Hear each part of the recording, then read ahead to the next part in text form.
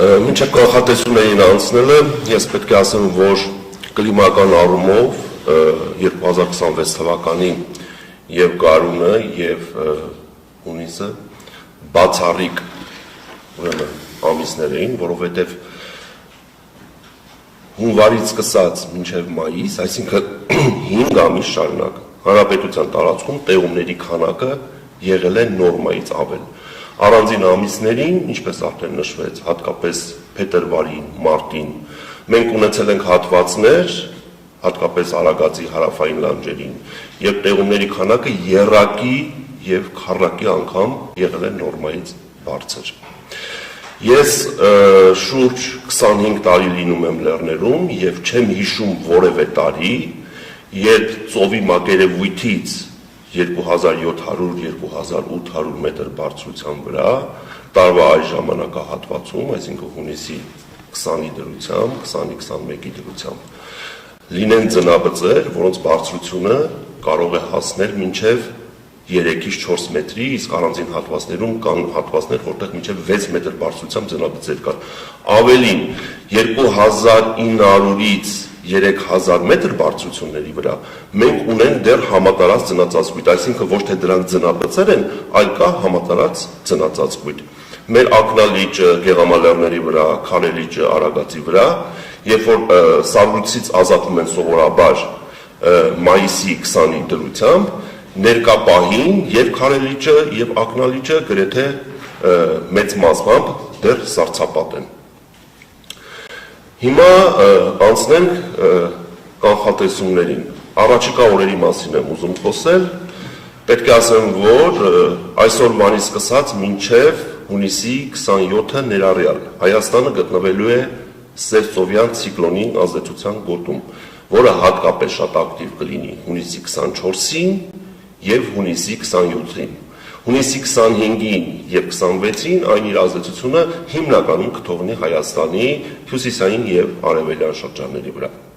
Այսպիսով,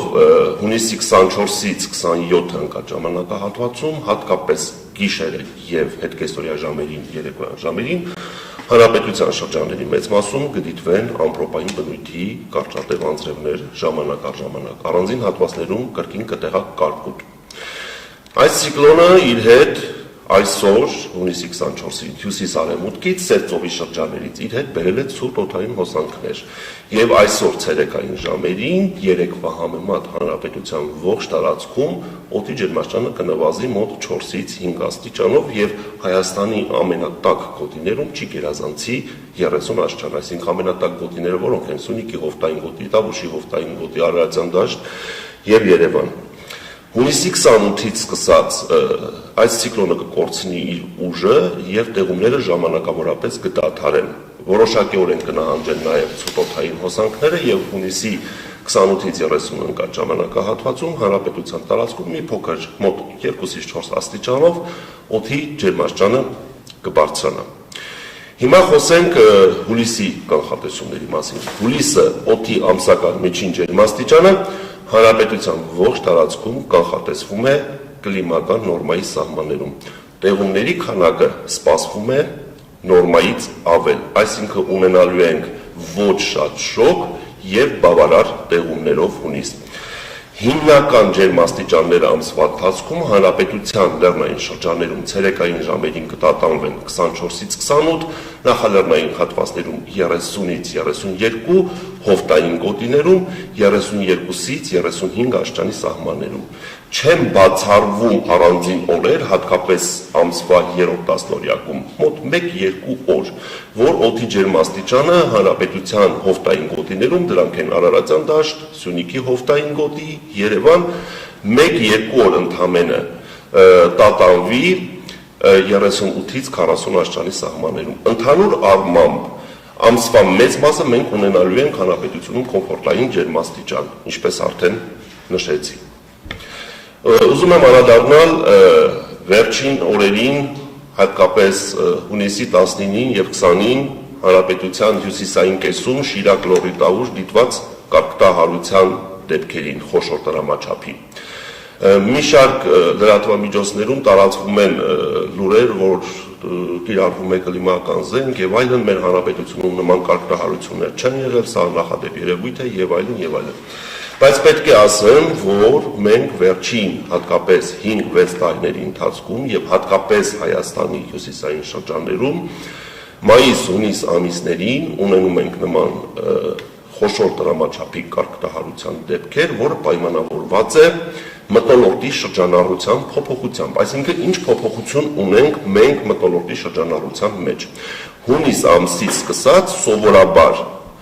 Հայաստանում սկսում են գերակշռել արևադարձային տակոթային հոսանքները, բայց վերջին տարիներին մենք ունենք միջօրյականի ուղղությամբ շրջանառություն, այսինքն ինչ է նշանակում միջօրյականի ուղղությամբ շրջանառություն, որ հարավից ներթափանցած տակոթի ալիքը անմիջապես կարող է ընդհատվել հյուսիսից ներթափանցող ցուրտ օդային հոսանքներով։ Այդ ցուրտ եւ տաք օդային հոսանքների բախման արդյունքում առաջանում են մթնոլորտային ճակատներ։ Այդ մթնոլորտային ճակատներին էլ ցերեկային ժամերին գումարվում է վերընթաց հոսանքները եւ որը բերում է նման գերհզոր կույտանձրևային ամպերի առաջացման, որը իր հետ բերում է խոշոր դրամաչափի կարգուտ։ Նաեւ պետք է ասեմ, որ վերջին 5-6 տարիներին հանրապետությունում հաճախակի են դարձել պտտահողմերի դեպքերը, որը այդքան էլ բնորոշ չէ մեր կլիմայական պայմաններին եւ մենք վերջին 5-6 տարիներին հանրապետության տարբեր հատվածներում դա կլինի Շիրակ, կլինի Արագածոտն, կլինի Գեղարքունիք, ականատես ենք լինում պտտահողմերի, որոնք ասեմ, որ այդքան էլ թույլ չեն միջին ուժգնության